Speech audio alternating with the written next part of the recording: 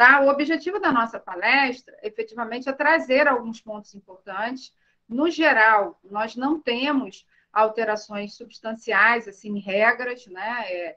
Quando você abre a declaração, eu coloquei algumas telinhas aqui nos slides, praticamente o comando, né? Ele permanece o mesmo, só que a DIF, ela traz vários gatilhos para a fiscalização da Receita Federal, né? Quem participou aqui no ano passado sobre a nossa palestra de compliance, pode observar que a Receita Federal ela se utiliza muito do cruzamento das informações entre as obrigações acessórias para estabelecer a malha, né? Não só a malha da pessoa física, como também a malha da pessoa jurídica. Então, é importante aí termos a atenção total aos pontos que nós falaremos aqui, tá bom? Sem mais delongas, eu vou colocar aqui o materialzinho que eu preparei aí para ajudar vocês, né? Bom, deixa eu colocar aqui. Ok? Vocês já estão vendo minha tela? Já sim. Então, aqui no slide inicial, né, que vocês vão receber, aqui tem o e-mail, tá, do Tax Learning. Então, se vocês, porventura, após aí o nosso evento, lembrarem de alguma situação, quiserem colocar alguma dúvida, né, fiquem à vontade aí para mandar uma mensagem para a gente, tá bom?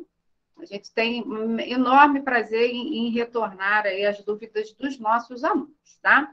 Falando de obrigatoriedade, né? Então, falamos em termos gerais da obrigação, é uma obrigação que efetivamente ela traz informações de rendimentos de pessoas físicas e pessoas jurídicas, mas quem efetivamente está obrigado a preencher essa declaração, né? Pessoas físicas e jurídicas que pagaram ou creditaram rendimentos com retenção do imposto de renda, ainda que em um único mês do ano calendário. Né? Então, aí você vai falar, poxa, mas pessoa física também? Pessoa física também. Né? Veremos que eu posso ter um rendimento assalariado, por exemplo, de uma empregada doméstica, né? Eu posso ter empregados em meu nome e essas remunerações a estarem sujeitas, né, à entrega da DIF, né, por terem uma retenção em um determinado mês ou porque ultrapassaram aí os limites de valor que nós falaremos na sequência, tá? Pessoas físicas e jurídicas residentes e domiciliadas aqui no Brasil que efetuarem o pagamento, crédito, entrega, emprego ou remessa à pessoa física ou jurídica residente ou domiciliada no exterior. Falamos bastante disso no nosso último evento sobre compliance tributário, onde as empresas, em especial, precisam ter muito cuidado com determinados pagamentos que são realizados, inclusive através de cartão de crédito. Né? Por vezes, há pagamentos que são feitos por dirigentes, né, por líderes da pessoa jurídica, onde ele contrata um curso no exterior, né, onde ele faz o pagamento de um licenciamento do software no exterior. Então, independentemente de eu ter um câmbio formal junto a uma instituição financeira, o fato de eu realizar o pagamento a um não residente, né, me torna ali obrigado a, primeiramente, analisar os tributos incidentes naquela remessa. Né? E, como consequência, a DIF, ela traz também esse tipo de informação. Né? Ainda não saberemos se, porventura, quando ela será extinta, em função aí do aprimoramento da FD-REINF, que é uma obrigação acessória semelhante, que traz informações com o mesmo objetivo, mas que está ainda em desenvolvimento aí no âmbito do nosso SPED. Né? Pessoas físicas e jurídicas na condição de sócio ostensivo de sociedade por conta de participação. A sociedade por conta de participação é um tipo societário onde a figura do sócio ostensivo, seja ele pessoa física ou jurídica, é o responsável tributário por esse tipo societário. Né? Então, ele que responde perante a Receita Federal do Brasil e, como consequência, ele tem a obrigação aí de entregar algumas declarações em seu nome. Né? Então, independente dele ser uma pessoa física ou jurídica, do momento que ele faça parte de uma SCP, ele deve entregar a DIF. e pessoas jurídicas que pagaram ou creditaram rendimentos com retenção das contribuições sociais, PIS, COFINS e contribuição social sobre o lucro líquido, ainda que um único mês do ano calendário. Então, para o IR-fonte, a obrigatoriedade ela vai existir para física e jurídica. Quando a gente fala de retenção de contribuição social, só vale para as pessoas jurídicas. Né? Então, a pessoa jurídica, efetivamente, quando ela contrata e serviços de outras pessoas jurídicas, além do IR-fonte, ela pode, dependendo, obviamente, da natureza desse rendimento, ter também a retenção do PIS, da COFINS e da contribuição social sobre o lucro líquido. Então, embora a declaração ela tenha o nome de declaração do imposto de renda retido na fonte, né, ela também traz no seu conteúdo a figura da retenção das contribuições sociais, quando a fonte pagadora do rendimento é uma pessoa jurídica e, por sua vez, o beneficiário desse rendimento também seja pessoa jurídica, tá bom? Bom, responsabilidade, né? Falando um pouco aí de responsabilidade. Vou voltar aqui.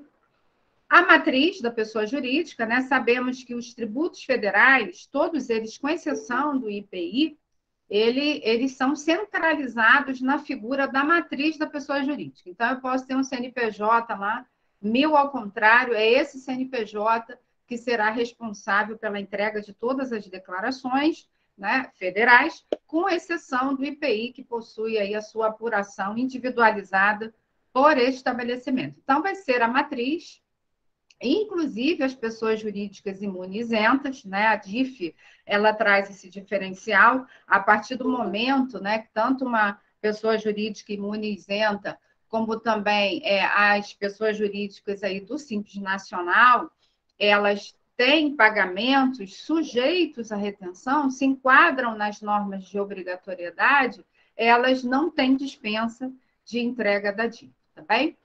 Filiais, sucursais ou representações de pessoas jurídicas com sede no exterior, empresas individuais, caixas, associações, organizações sindicais de empregados e empregadores, né? Então, as associações civis, incluindo as sindicais, titulares de cartório, né? Então, quando eu tenho a figura do titular de cartório, pessoa física, né? Ele também tem dentro da DIF aí, registros específicos para essa finalidade. Os condomínios, né, que vem aí há algum tempo já com algumas obrigações acessórias, né, de inscrição no CNPJ, então a gente precisa ter bastante cuidado com algumas entidades, principalmente aqueles que estão aqui presentes, responsáveis dos seus escritórios, né, empresas de outsourcing contábil, justamente porque aquela entidade que normalmente a gente não se preocupa muito, muitas vezes é que traz mais riscos aí de fiscalização,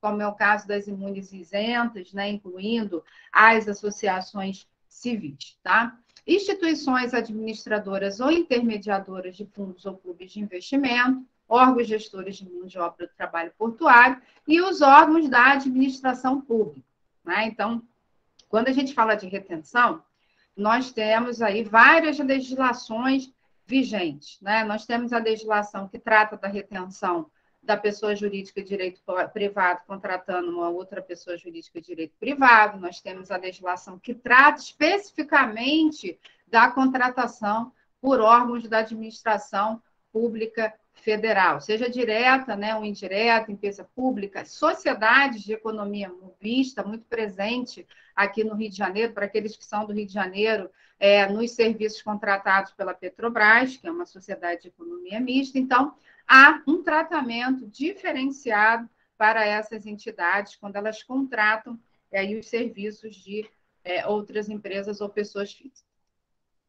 Bom, casos especiais, né? Além da entrega usual no pagamento do rendimento mensal, eu tenho a entrega especial aí no caso de extinção de pessoa jurídica em decorrência de liquidação, incorporação, fusão ou cisão total, né? Como qualquer outra obrigação acessória, eu tenho chamados eventos especiais que obrigam a pessoa jurídica a fazer a entrega da declaração fora do prazo usual. Né? Então, sempre que houver aí, tanto a extinção como as reestruturações societárias, né? Uma empresa incorporando outra, duas empresas fazendo uma cisão, né, em uma única pessoa jurídica, ou então a cisão de um patrimônio líquido aí total de uma pessoa jurídica.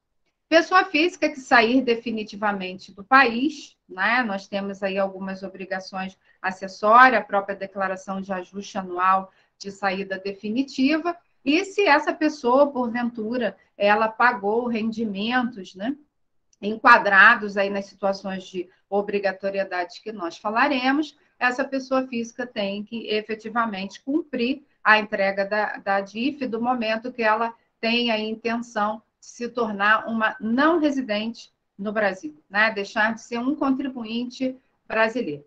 E o encerramento do espólio, que também é uma entrega especial da declaração de ajuste anual, sempre que eu tenho aí o inventário, né, de um falecido. Né? Eu tenho um inventariante, que ele é responsável perante a Receita Federal no cumprimento da entrega dessas declarações, do momento que esse espólio tenha em seu nome vínculos, pagamentos com a figura de retenção ou com valores que se enquadrem na obrigatoriedade da DIF, o inventariante, na qualidade de responsável, ele também, no encerramento do espólio, ele precisa aí cumprir essa obrigação e as declarações intermediárias até o próprio encerramento.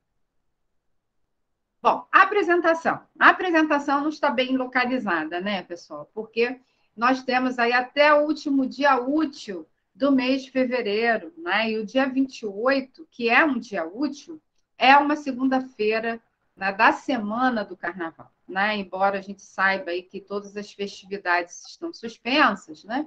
Segunda-feira nunca foi feriado oficial, né? Então é considerado como um dia útil, então até que se diga o contrário, é o último dia da DIF. Certamente nós aqui presentes não pretendemos deixar para o último dia, né? Então a nossa semana que antecede o Carnaval realmente vai ser uma semana aí promissora de muito trabalho. Até porque a DIF, ela é uma declaração que ela envolve mais de um departamento, né? Eu tenho lá o departamento pessoal responsável, né, pelo pagamento dos rendimentos do trabalho assalariado, né? Eu tenho a contabilidade envolvida na DIF em relação às retenções efetuadas, né, na contratação de pessoa jurídica para pessoa jurídica, e por vezes eu tenho uma terceira pessoa que é responsável em alimentar a DIF por último, né, por questões confidenciais, em relação à remuneração dos sócios e dirigentes. Então, justamente, né, por triangular, né, ou duplicar essa responsabilidade, é importante que eu tenha um cronograma de entrega dessa declaração, né, por departamentos, né, a partir de quando o DP vai entregar o TXT para eu importar para o próprio programa da DIF, a contabilidade vai alimentar as retenções das pessoas jurídicas, e se porventura eu tiver todo esse sigilo em relação à remuneração dos dirigentes, quando isso também vai ser feito. Então, esse processo de trabalho, ele é muito importante que já esteja, inclusive, acontecendo, né? Eu não sei se vocês já traçaram esse cronograma aí entre os departamentos, mas é importante que isso seja feito lá, ó, de trás para frente. Se a minha meta é entregar a DIF até o dia 22, até o dia 24 aí de fevereiro, né? Que a gente sempre aconselha que tem que se transmitir pelo menos 48 horas do prazo final, para a gente não se deparar com aqueles problemas, né, normais de congestionamento, né, de ter problema de fluxos de internet. Então, é importante que esse cronograma aí já seja elaborado. Então, é utilizado um programa próprio, o programa da DIF de 2022 já está disponível e transmitido aí através do ReceitaNet, tá? Ambos os programas disponíveis no site da Receita Federal do Brasil. A transmissão, ela traz uma obrigatoriedade de certificação digital, com exceção das empresas optantes pelo Simples Nacional, né? Então, a assinatura digital ela é obrigatória, né? essa pequena dispensa. Só que, assim, na atualidade, né, as empresas em geral, né, a grande maioria aí já possui certificação digital, que é um facilitador para a gente obter aí situação fiscal, ter acesso ao retrato da empresa no atendimento da fiscalização, né? Então, isso já está aí, na maioria dos casos, né, já faz parte do dia a dia das pessoas jurídicas. Bom, a apresentação, né? O prazo usual é aquele que nós acabamos de mencionar. Então, o último dia útil do mês de fevereiro. Esse é o prazo oficial, né, em condições normais. Os casos especiais, quando eu tenho extinção da pessoa jurídica, né, decorrente da liquidação, ou então a empresa foi incorporada por outra, ou então houve fusão e alguém deixou de existir, ou cisão total do patrimônio líquido e aquela pessoa jurídica deixou de existir, ou então, no caso da pessoa física, o encerramento do espólio, até o último dia útil do mês subsequente ao de ocorrência do evento. Se esse evento ocorrer no mês de janeiro, o prazo será aí até o último dia útil do mês de março do mesmo ano calendário. Então, muita atenção, porque esses eventos especiais, eles costumam trazer obrigatoriedade de entrega não só da DIF, né? Cada declaração tem o seu prazo. E eu preciso efetivamente ter a documentação que oficialmente traz a extinção dessa pessoa jurídica para eu não errar nesse prazo, né? Então, o que o ajuda, né, do programa, ele define como data da extinção, né? Primeiramente, a deliberação lá dos membros que fazem parte da pessoa jurídica, os sócios participantes da pessoa jurídica, no caso de incorporação, fusão ou cisão total. Então, tem que ver lá a data desse documento, normalmente nós, contadores, recebendo esses atos ou de um paralegal que o cliente tenha, ou de um próprio departamento, né, caso o escritório de contabilidade provenha esse tipo de serviço, ou até mesmo dos advogados que dão suporte aí àquele cliente, né? A sentença de encerramento, se for falência, né? Publicação no Diário Oficial da União do ato de encerramento da liquidação, no caso de liquidação extrajudicial promovida pelo Banco Central e instituições financeiras, de expiração do prazo estipulado no contrato, caso o contrato social seja por prazo determinado, né? Então, o prazo de expiração daquela sociedade vai ser a data considerada aí para a contagem do prazo.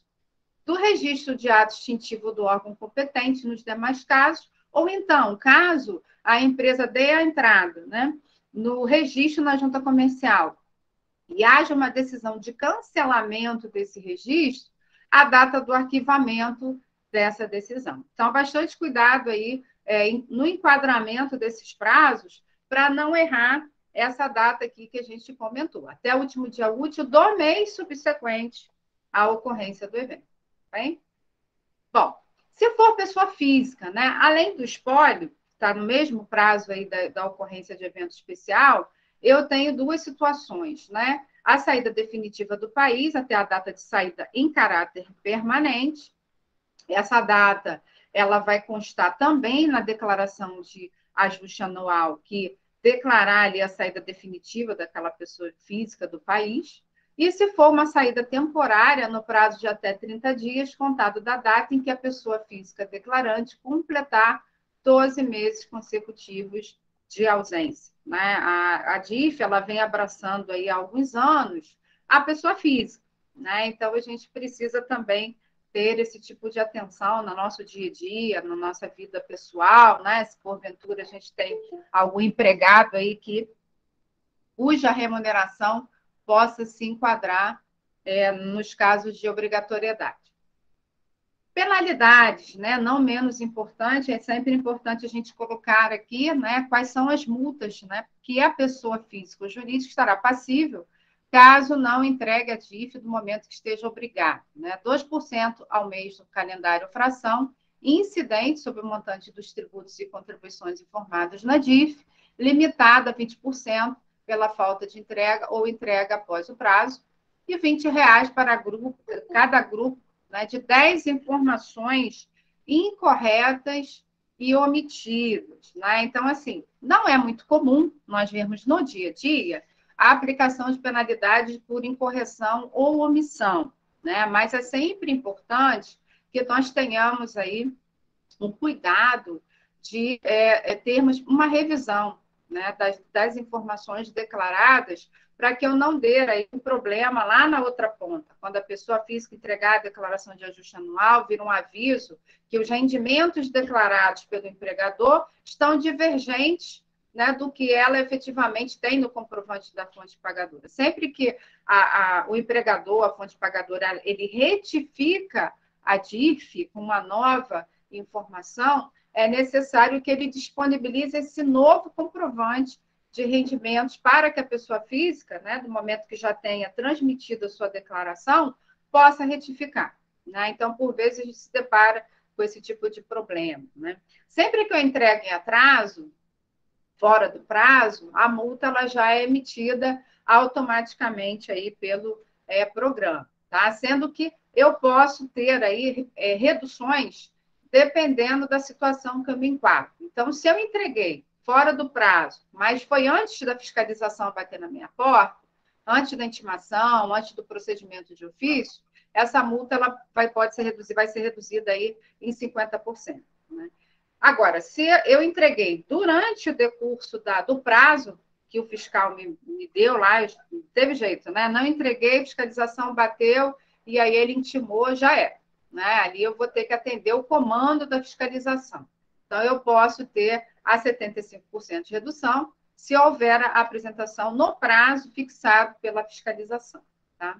Multa mínima, R$ 200, tratando-se de pessoa física ou pessoa jurídica optante pelo Simples Nacional, e R$ 500 aí nos demais casos, ok? A instrução normativa, também, a ajuda do programa, trazem essa possibilidade, né, de desqualificação da declaração entregue do momento que ela não atenda às especificações técnicas estabelecidas pela Receita Federal do Brasil. Né? Se isso ocorrer, né, o fiscal simplesmente desqualificar, né, a declaração, ou ele entenda que o nível de erro ou omissão daquele dado, né, possa trazer, né, a essa desconsideração de entrega, ele concede 10 dias para o contribuinte apresentar uma nova declaração, contados da ciência da intimação, e também aplica a multa prevista por atraso na entrega da declaração. Então, mais uma vez, né, a gente vem reforçar aqui o que foi falado no nosso último evento de compliance, da importância de validação dos dados declarados. Né? É muito comum no nosso dia a dia a gente se preocupar, né, com a apuração dos tributos. Deixa eu ver se a base está correta, deixa eu ver se eu apliquei a alíquota correta, mas no momento que eu declaro esses dados, é importante também que eu tenha essa preocupação da assertividade desse dado declarado. A DIF, como a ASF, assim, reta final, é final da linha. Na verdade, todo cuidado relativo às retenções, ele precisa ser tratado ao longo do ano.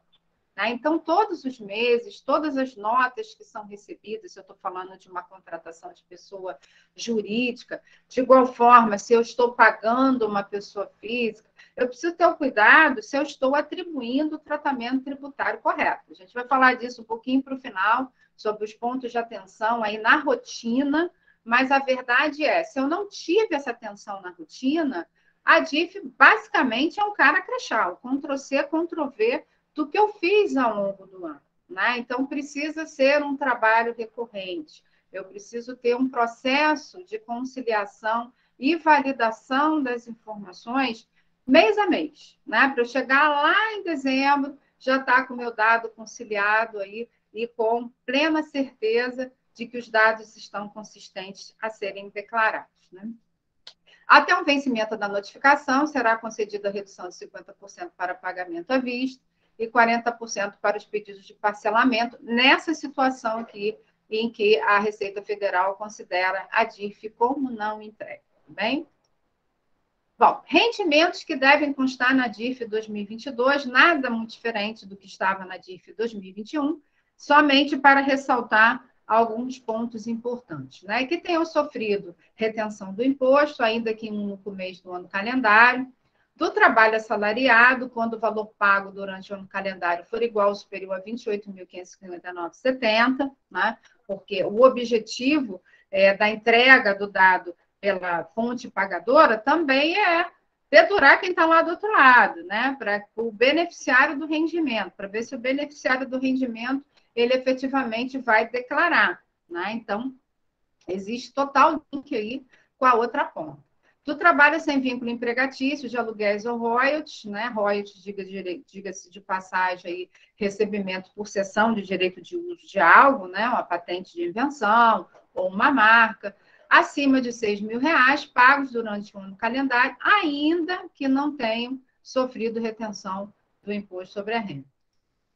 De previdência complementar, né? Caso a empresa efetivamente aí, pague esse tipo de rendimento, ainda que não tenham sofrido a retenção do IR, auferidos por residentes ou domiciliados no exterior, ainda que a alíquota do IR-Fonte seja zero, né? Então, não é importante o percentual de alíquota quando eu faço um pagamento ao não residente. Pode ser 10, pode ser 15, pode ser zero, né?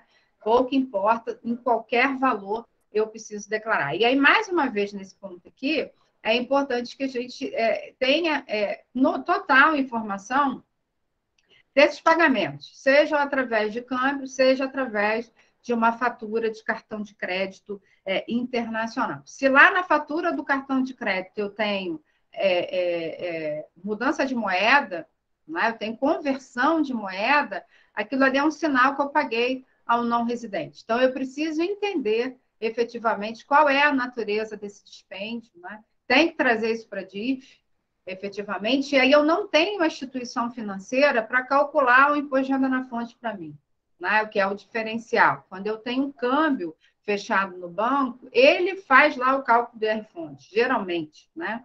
Não é uma verdade absoluta, mas a grande maioria já faz o cálculo do IR-Fonte. No caso do cartão de crédito, eu vou ser responsável em calcular todos os tributos, caso haja incidência naquela natureza de pagamento, né? E com isso eu preciso trazer para a DIF, independentemente desse valor. Bem?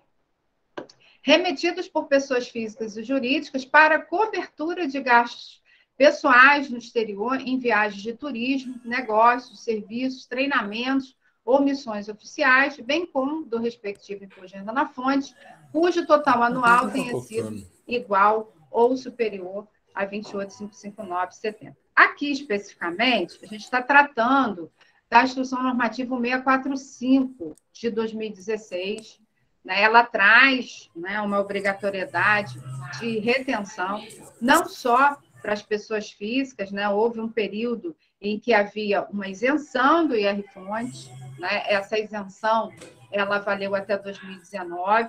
Após isso, nós tivemos uma redução para 6%, né?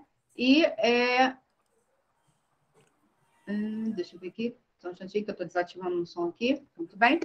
E depois disso, nós tivemos aí o retorno à tributação de 6% para remessas em valor global até R$ 20.000 e para remessas acima desse valor, a tributação usual de 15% ou 25%, dependendo aí do tipo, da natureza de pagamento e do país que eu estou transacionando, né? Então, esse ponto aí de coberturas de gastos pessoais é muito comum, inclusive na figura da pessoa jurídica, né? Pagar essas despesas de viagens aos seus dirigentes no exterior, né? Então, a IN 645 traz aí essa tratativa, consequentemente, né, se esse valor total for igual ou superior a 28.559,70, eu também preciso declarar na DIF, tá bem?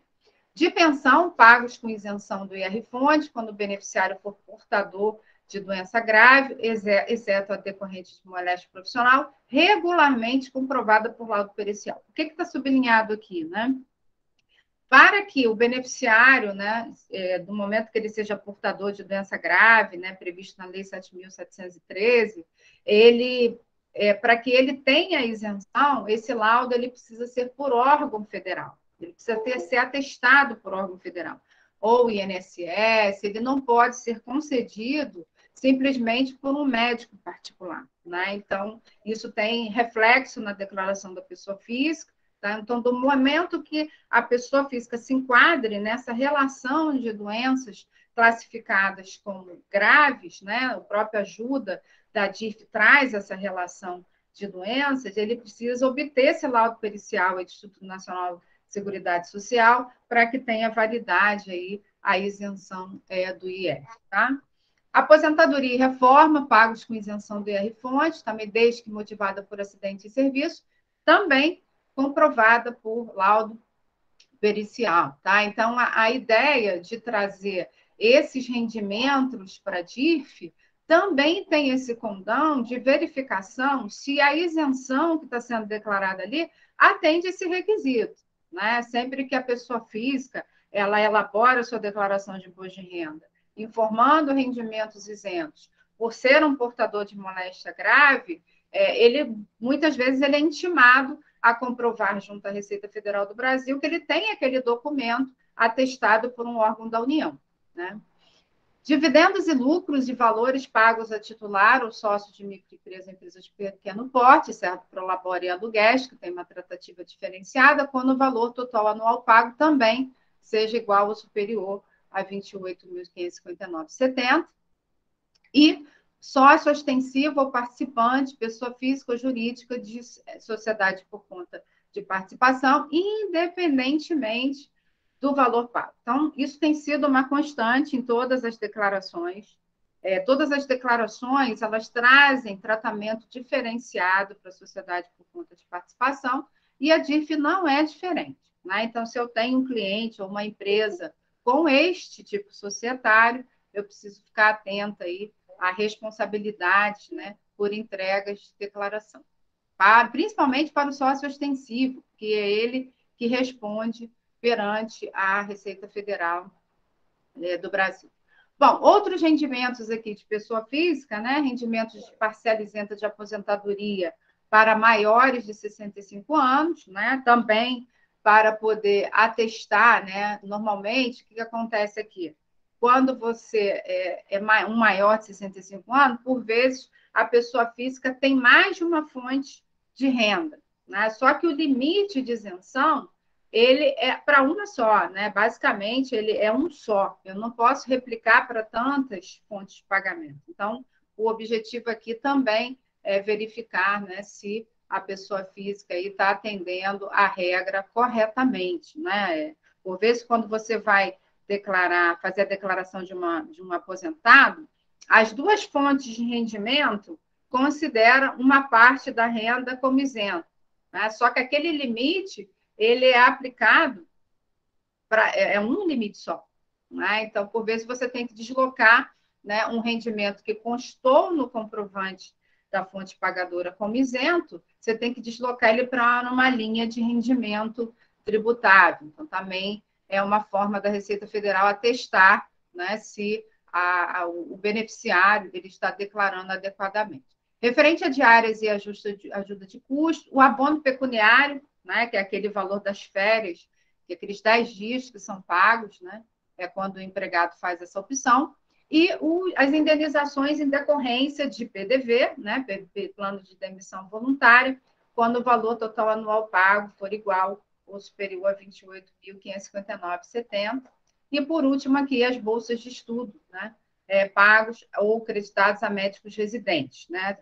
Tem uma legislação aí bem específica. Tá? Então, primeiramente, eu preciso traçar, né, quais são os rendimentos que devem constar na DIF. Agora, o preenchimento da declaração em si, ele é bem intuitivo, né? Ele não traz, assim, tanta complexidade, né? Ele é bem tranquilo, vamos assim dizer, cada um aí na sua área de atuação. Então, quando eu faço a abertura do programa, os destaques da DIF de 2002 simplesmente são os mesmos da DIF de 2021. Né? Então, ele traz aqui uma chamada quanto à obrigatoriedade das sociedades por conta de participação. Eu tenho que assinalar essa opção quando eu faço a abertura da declaração. Se houve reembolso de plano de saúde coletivo empresarial, né? Então, se eu tenho aí coparticipações, né, no plano de saúde da empresa, rendimentos de entidades imunizentos pagos por órgãos públicos, né, entidades, empresas públicas e sociedade de economia mista, cuja retenção é tratada aí na IN 1234 de 2012, e a ajuda compensatória mensal trazida aí pela pandemia, né, quando a empresa ela faz esse complemento. Então, desde o ano passado, o ano calendário 2020, houve a inclusão aí de como se declarar essa ajuda compensatória mensal. Então, os destaques não permanecem os mesmos, a gente não teve alteração, né? Quando eu abro uma declaração de pessoa física, poxa, eu tenho empregados, né? Eu tenho jardineiro, carteira assinada, né? Eu tenho cozinheiro, tenho empregado doméstico, etc. Então, aqui eu preciso indicar se eu teria essas situações. Ó, eu sou um titular de serviço notarial e registro, sou um titular de cartório, né? Então, eu vou fazer a declaração no CPF desse titular, né? Efetuou pagamentos a plano privado de assistência à saúde coletiva empresarial, né? De repente eu tenho um empregado e contrato um plano de saúde para ele, né? Efetuou pagamentos a residentes ou domiciliados do exterior, ou é o espólio, né, que está efetivamente fazendo aqui a declaração final, né? Então, eu vou ter que fazer essas indicações. Conforme eu fizer essas indicações, né, o programa ele vai habilitar aqui o que eu marquei, né? Então, se eu marquei que eu fiz o pagamento a residente do exterior, ele vai habilitar efetivamente a telinha para eu informar os dados do beneficiário no exterior, né? E de igual forma, se eu informei que eu sou um sócio ostensivo, né, eu sou obrigada a declarar também aí no dado desse CPF, caso o sócio ostensivo seja uma pessoa física, né? Se for o espólio, ele vai ter aqui os dados, né, de situação do espólio, o dado do inventariante, que também se replica lá na declaração de ajuste anual, né, a declaração final do espólio. Bem? Bom, não sou pessoa física, sou pessoa jurídica, né? Então, aqui eu vou ter que fazer as seguintes marcações, né? Se efetuou pagamentos ao plano de saúde privado de assistência, coletivo empresarial, se é administrador intermediador de fundo ou clube de investimentos, se é uma instituição financeira na condição de depositária de crédito ou efetuou pagamento de rendimentos decorrentes de decisão da Justiça do Trabalho, né? Isso é uma situação que normalmente gera bastante malha fina para a pessoa física, né? Quando a pessoa física recebe aí ação da Justiça Federal, que aí normalmente a Caixa Econômica ela é responsável pelo pagamento e informação também na DIF, né? Ou então até mesmo, né, ela tem uma ação judicial aí, uma ação trabalhista, que ela receba rendimentos acumulados, né? A gente vai falar disso mais adiante. Efetuou pagamentos a residentes ou domiciliados no exterior, é um sócio ostensivo de sociedade por conta de participação, ou então, aqui, se é um órgão público, né, a União detém a maioria do capital sujeito a voto, recebe recursos do Tesouro Nacional e está obrigado a registrar a execução orçamentária do CIAF. Aqui é mais a nível de ser um órgão público declarado. Muito bem, aí eu abro essa telinha, né, onde eu vou aqui informar tudo que eu respondi sim, tudo que eu fleguei vai aparecer como sim.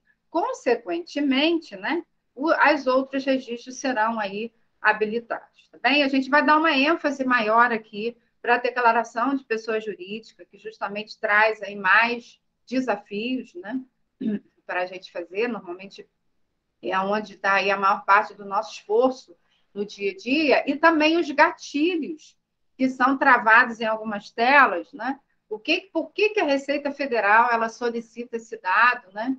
O que eu tenho aí por trás disso quando a gente fala de um plano de fiscalização, né?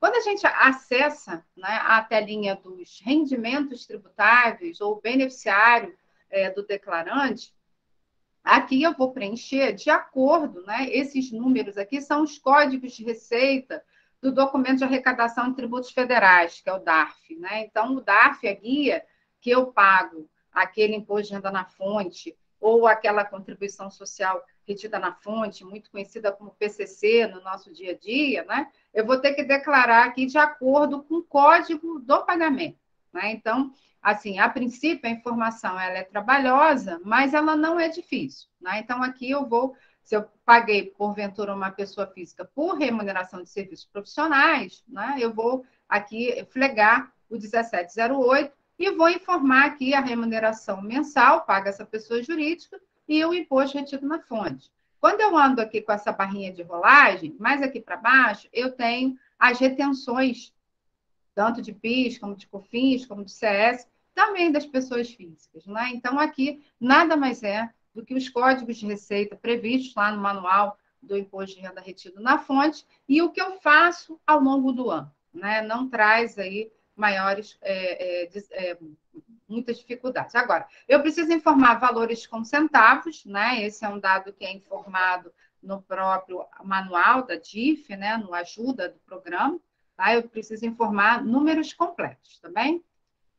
Bom, rendimentos recebidos acumuladamente. Né? Aqui, na medida que essa informação ela é provida pela fonte pagadora do rendimento, para aquele empregado que ingressou com ação trabalhista e aí recebeu em 2021, né, essa indenização relativa a vários anos que ele trabalhou naquela pessoa jurídica, né? Então, lá no comprovante de rendimentos que ele vai receber, vai ter essa parte de rendimentos recebidos acumuladamente. Né? E lá na declaração de pessoa física, ele vai ter que optar qual é a forma de tributação desses rendimentos. Se ele vai tributar tudo em 2021, que traria para ele aí uma tributação enorme, ou se ele vai considerar que a tributação foi exclusiva na fonte. Né? Normalmente, quando há sentença e o pagamento aí dos valores da indenização, a pessoa física ela tem a retenção do imposto de renda na fonte. Né? Então, esse dado também vai vir para ele considerar como uma antecipação. Só que, na maioria dos casos, é muito mais benéfico você declarar que foi uma retenção exclusiva. Né? Quando isso acontece, a Receita Federal é muito comum dela intimar a pessoa física e a pessoa física ter que apresentar, né, o processo com cálculo judicial, com a quantidade dos meses, porque ela vai precisar ter isso para preencher a sua declaração de ajuste anual. Então, muito cuidado aí, se você, principalmente, não é a pessoa jurídica que está declarando, mas é a pessoa física que recebe aí esse comprovante de rendimento da fonte pagadora, porque você vai precisar ter acesso, né, a esse cálculo judicial, quantidade de competências, para que você declare corretamente aí na sua declaração de ajuste anual e não caia aí na malha fina, tá bom? Então, esse aqui é um registro bem importante, tanto para a empresa que preenche, precisa ter assertividade, como também para a pessoa física que vai precisar utilizar desse dado na sua declaração de ajuste anual. Rendimentos pagos às entidades imunes isentas é específico, como a gente falou, né, em N1234, por órgãos públicos. Né? Então, ainda que não haja a retenção, né, o programa da DIF ele exige essa informação, justamente porque, né, as entidades imunes isentas elas estão aí no radar, no holofote da Receita Federal desde 2015, pelo menos, aí passou a ser obrigada a entrega da SCF, né, mesmo ela sendo imune isenta, e automaticamente a Receita Federal ela quer se cercar, né, até que ponto essa entidade ela recebe rendimentos enquadrados na imunidade ou na isenção. Né? Então, o grande interesse da Receita Federal do Brasil é saber se a entidade deve ou não continuar nessa condição. Né? Então, para isso, a gente precisa ter aí um certo cuidado, né? Efetivamente, essa entidade receber rendimentos para aplicação em seus objetivos sociais, o estatuto refletir adequadamente o que ela realiza, né, como atividade, né, para que esse cruzamento entre DIF e SCF não traga aí desdobramentos que levem a essa entidade imune isenta ser desenquadrada, né, da imunidade e da isenção. Bem, plano privado de assistência à saúde, né? Esse registro ele costuma trazer bastante trabalho aí para a galera do DP, né? Porque é necessário que eu tenha efetivamente esse preenchimento de forma individualizada, né? Eu preciso ter a informação do plano de saúde empresarial e ali a identificação do titular e dos dependentes do plano, né? Isso aqui também traz um reflexo na declaração de imposto de renda da pessoa física, né? Porque lá na declaração de ajuste anual, né, do momento que ele tenha uma coparticipação, ele vai ter despesas médicas a serem declaradas, né? Se não houver coparticipação, ele não tem aí nenhum valor a ser deduzido, né? Então, também é uma informação que tem reflexo na declaração do imposto de renda da pessoa física. Sociedade por conta de participação, né? Então, aqui eu vou ter a informação, né, do nome empresarial, do CNPJ e a identificação aqui dos beneficiários, percentual de participação na empresa, né? E lucros e dividendos pagos aos sócios da sociedade por conta de participação, né? Então, observe que aqui existe um tratamento à parte, né, das demais empresas. As demais empresas, esse pagamento acaba acontecendo lá no registro de rendimentos tributáveis, de acordo com o código do DARF. A SCP ela tem um registro aqui específico para essa natureza. Rendimentos pagos ao não residente, né? Aqui a gente tem duas informações, né, extremamente importantes que podem trazer aí um desdobramento, né, para a fiscalização da Receita Federal do Brasil, né? Primeiro, porque a questão do NIF, né? Isso aqui costuma dar bastante trabalho, geralmente a gente acaba tendo a tendência de dizer aqui que o país não exige NIF, ou o beneficiário é dispensado do NIF, mas é sempre bom a gente procurar ter esse dado, né? Procurar ter essa informação, seja através de uma área de contratação, desse não residente, né, desse fornecedor desse serviço aqui para o Brasil, ou desse direito aqui para o Brasil, ou então até mesmo a gente tentar buscar em sites oficiais daquele país, né, o comprovante aí do número de inscrição no NIF. Ter certeza que realmente ele é um beneficiário dispensado ou que o país que ele esteja jurisdicionado não exija essa informação, tá bem? O outro gatilho, não menos importante, é aqui a relação da fonte pagadora ou do beneficiário.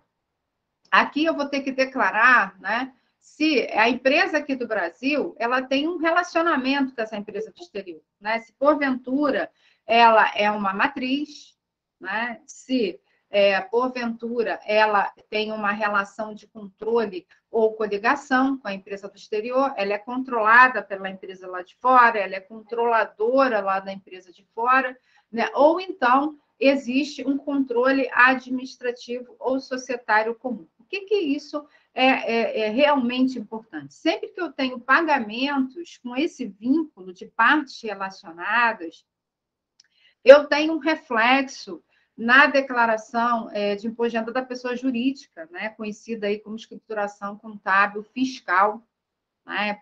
Por que eu tenho esse link, né? Eu preciso provar para a Receita Federal que o valor que eu pago para esse não residente, que é uma parte relacionada minha, faz parte do meu grupo empresarial, é um preço livre de interesse de diminuir a tributação no Brasil. Então, a gente está falando aí de acréscimos na base de cálculo do IRPJ em 31 de dezembro, a título de preços de transferência, e a DIF pode ser um gatilho que leva a essa conclusão, né? No mês de julho, a pessoa jurídica ela entrega a ECF, que é a Declaração de Imposto de Renda da Pessoa Jurídica, no ambiente do SPED, e nessa declaração eu tenho registros que me remetem a essas operações entre partes relacionadas. Então, se lá eu digo, eu não tenho operação internacional com parte relacionada, mas eu informo aqui na DIF que eu tenho operação com parte relacionada, né? Então, esse cruzamento certamente vai trazer aí um desdobramento por eu não ter feito o preenchimento de determinados registros na SCF que eu deveria fazer pelo fato de eu ter aí pagamentos a empresas do mesmo grupo empresarial, né? Então, muito cuidado aqui quando eu preencho esse dado, porque se eu tiver relação com matriz, se eu for matriz, filial, coligada, controlada, controladora, né? Se eu tiver um controle societário comum, ou seja, a empresa do Brasil com a empresa lá de fora, elas estão sobre o mesmo chapeuzinho, o controlador é o mesmo, tem uma empresa acima de nós duas. Eu trago esse link, esse desdobramento aí com a minha SF. Né? Então, até a total extinção da DIF, né? Porque nós não sabemos o que vai acontecer com essa informação aqui. Né? Sabemos que as informações estão migrando para a FDRI. Né? Já tenho dados lá de retenção previdenciária, então a ideia é que cada vez mais eu migre a totalidade das informações da DIF para a FDRI. Mas, pelo que já foi demonstrado, os rendimentos a pagos a não residente provavelmente não vai migrar aí para a FDRI. Mas, enquanto a DIF existir, eu preciso ter esse cuidado. Né? Do momento que eu informe aqui essa vinculação, eu já sei que eu tenho uma força-tarefa, né, na minha SF, mais precisamente, né, no momento que estamos hoje, nós temos aí até sexta-feira para pagar o imposto de renda da pessoa jurídica, né, sem acréscimo de Selic, relativo à apuração anual aí de 2021. Então, esse pagamento desse imposto de renda ele pode ser afetado através de uma adição a título de preço de transferência. Né? Do momento que eu não consigo comprovar para o FIS que o preço que eu pago para esse não residente é um preço de mercado. Né? Estou pagando um preço superfaturado para ter uma despesa maior no Brasil, consequentemente, aí, ter uma base tributável menor. Tá bem, pessoal? Então, cuidado aqui no preenchimento desse registro em função do reflexo na pessoa jurídica. Tá? Bom, falando aí de pontos de atenção em geral, né? Como eu coloquei lá no início da nossa apresentação, né, a DIF ela é uma obrigação que ela precisa ser tratada ao longo do ano calendário. Né? Então, o primeiro ponto de atenção é que eu tenha plena certeza que o meu time ele está capacitado e conheça a legislação vigente para todos os tributos aí que possam estar aí incidentes e retidos, né, naquela contratação. Então, quando a gente fala de pessoa física, é um pouco mais tranquilo. Se eu falo de trabalho assalariado, eu tenho lá a tabela progressiva, né? Eu não tenho tantas nuances. Então, estou falando de uma relação entre pessoa jurídica com pessoa jurídica, além do IR-fonte, de acordo com vários códigos de DARF, eu também posso vir a ter aí as contribuições sociais, inclusive o INSS, que não é declarado na DIF, né? Então, eu preciso aí ter certeza que há essa capacitação, que meu time efetivamente domina esse conhecimento. Bom, validar retenções destacadas ou não, que é muito comum quando a gente contrata um serviço de uma pessoa jurídica, eu recebo aquela nota e eu acabo aceitando o que está destacado nela. Mas eu preciso ter o olhar para aquilo que, porventura, não foi destacado. Né? Eu não posso simplesmente ser conivente. Está aqui, IR-fonte, PIS, COFINS, CS. Né? Normalmente, o pecado, né, dos prestadores de serviço, ele reside na contribuição previdenciária, né, que afeta muito o fluxo de caixa pela retenção dos 11%. Então, muito cuidado, né, por aqueles campos que não estão preenchidos. Né? Ou até mesmo ver se o destaque é cabível. Então, destacadas ou não, eu tenho que validar a essência daquela operação. Eu preciso conhecer o meu fornecedor, eu preciso observar o código fiscal da nota, eu preciso entender se o contrato de prestação de serviço, a nota, ela reflete a natureza do serviço contratado, né? Então, eu preciso ter acesso a outros documentos, não simplesmente a nota fiscal. É praticamente impossível eu analisar, né, retenção de INSS sem contrato.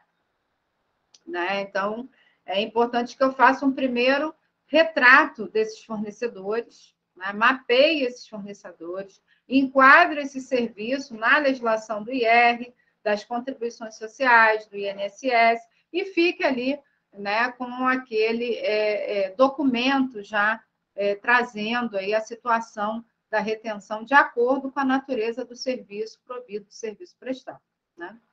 Valores retidos devem ser conciliados com valores declarados no CTF. Então, assim, até a transmissão da DIF é sua última chance.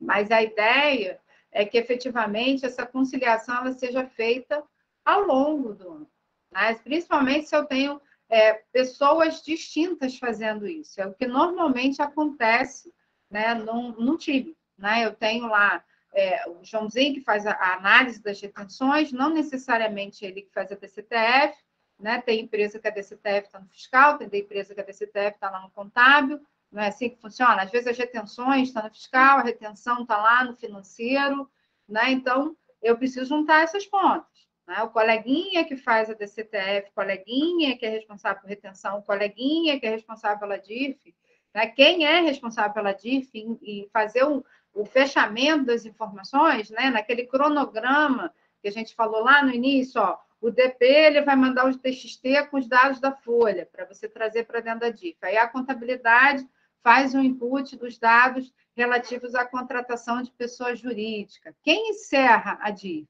Né? Então, quem é essa pessoa que vai ser responsável por fazer essa última conciliação dos dados, né? A conciliação da DCTF, a conciliação da contabilidade, que normalmente a gente tem aqueles problemas clássicos, né? Quando é a empresa que sofre a retenção, normalmente lá do outro lado, não tem o mesmo critério, né? Competência e caixa. Né? A gente tem uma regra de competência para o imposto retido na fonte entre pessoas jurídicas, caixa para as contribuições sociais, mas às vezes as pontas estabelecem padrões e procedimentos diferenciados. Né? E quem efetivamente precisa deduzir essa retenção na hora de calcular o seu tributo, tem essas inconsistências, né? Entre o comprovante da fonte pagadora do rendimento e muitas vezes o que está conciliado lá na contabilidade. Então, eu preciso trabalhar isso, e eu preciso criar esse processo, preferencialmente, ao longo do ano, né? Não deixar para fazer tudo lá na semana do carnaval, senão não vai dar tempo, né? Então, o recado que fica aqui é não só fazer isso por entrega da DIF, mas também criar um processo contínuo de validação desses dados. O quanto antes eu identificar essas inconsistências, né, eu posso, de repente, falar com o meu cliente que está fazendo uma retenção indevida, uma retenção errada, ou vice-versa, né? Eu identificar que eu estou fazendo uma retenção quando eu contrato um serviço de forma inequívoca, né? Então, é importante eu trazer isso para a minha rotina, né? E os valores retidos, para quem sofre a retenção, né, devem ser conciliados com os valores deduzidos nas apurações. Né? Então, se eu sofri retenção de PIS e COFINS, mensalmente, né, eu vou deduzir, quando eu apurar o PIS e COFINS lá sobre a receita, aquelas antecipações. Né? Se eu sofri retenção da CS, também, quando eu fizer as minhas antecipações mensais ou minha apuração trimestral, eu vou poder deduzir aquele valor da CS retido aí pelo regime de caixa. Contribuições sempre são retidas pelo regime de caixa. O IR-fonte, né? Nós temos aí legislações determinando o regime de competência, mas tem empresa, né, que adota o regime de caixa por entender ser mais prático no seu dia a dia. Né? E aí que nascem as discrepâncias, aí que nascem as divergências, tá bem? Bom, PJ imune ou isenta e optante pelo Simples. Né? Então, optante pelo Simples, quando ele é o prestador de serviço, ele não sofre as retenções de IR, CS, PIS e COFINS, mas ele precisa comprovar essa condição. Né? Então, a legislação lá traz um modelinho de declaração, seja no corpo da nota, seja um documento à parte, né? É necessário que haja, e a própria consulta no portal do Simples Nacional é necessária. Né? O contratante desse serviço, ele precisa consultar se aquele optante pelo Simples continua sendo um optante pelo Simples. Por vezes, a gente se depara aí com desenquadramentos de ofício do Simples Nacional daquele fornecedor, e aí ele entra no tratamento usual de todas as retenções de acordo com a natureza do serviço prestado. Então, não deixem de fazer essa consulta, isso precisa estar ali no dia a dia, né? E a pessoa jurídica imunizenta, de igual forma, ela precisa testar essa condição para que não tenha também a retenção dos tributos. Quando houver suspensão da exigibilidade. O que é exigibilidade suspensa? Né? Por vezes, a pessoa jurídica ela está discutindo judicialmente, né, um tributo. Né? Então, ela está ali, olha, eu tenho uma ação judicial discutindo a incidência da COFINS, como aconteceu aí por vários anos, das sociedades uniprofissionais. Né? Então, enquanto a ação ela não transita em julgado, né, aquele tributo não pode ser exigido pela Receita Federal. Né? Então, ela precisa apresentar, né, uma liminar, a medida judicial que suspenda a exigibilidade aí dessa retenção. Tá? Então, isso também precisa ser incorporado na rotina, não é anualmente na DIF, é no mês a mês. Né? E com a entrega da DIF, né, para a fonte pagadora do rendimento, ela precisa disponibilizar, assim que ela transmite a declaração, ela precisa disponibilizar o comprovante de rendimento, seja para o beneficiário pessoa física, porque a gente sabe que a pessoa física fica numa ansiedade tremenda de dar 1º de março e preencher a sua declaração de ajuste anual para receber no primeiro lote de restituição. Né? Fato. Né? Então, ela fica ali cobrando da pessoa jurídica pontualmente no prazo, vai passar o carnaval pensando nisso, né? Na liberação do programa do imposto de renda da pessoa física, para no dia 1º ela já enviar e transmitir a sua declaração para antecipar a sua restituição. Para isso, ela precisa do comprovante de rendimento da fonte pagadora do rendimento. Né? E a pessoa jurídica, por sua vez, também precisa desse comprovante, ela tem como baixar lá no ECAC, né, por certificado digital, esse comprovante do rendimento, para que ela também ateste as deduções que ela fará nas apurações aí mensais ou trimestrais dos tributos federais. Então, bem, eu trouxe esses pontos de atenção, deixa eu voltar aqui.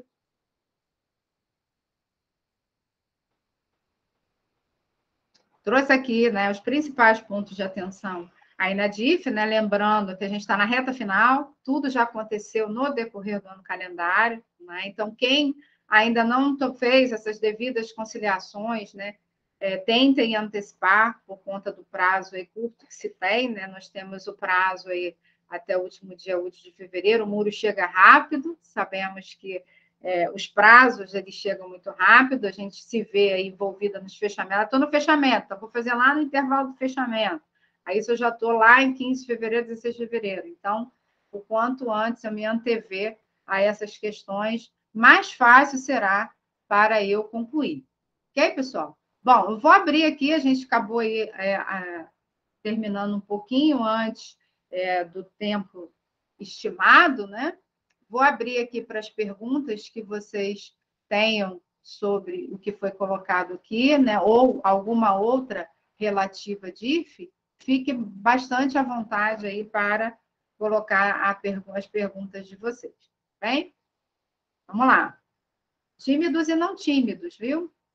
Aqui a gente não tem essa questão de ficar julgando, né? Ai, não sei se a minha pergunta é pertinente, né? Não se preocupem, porque o objetivo aqui é a gente fazer uma troca, né? Cada vez mais aí no grupo, tá bom? Vamos lá, pessoal. Quem faz a primeira pergunta?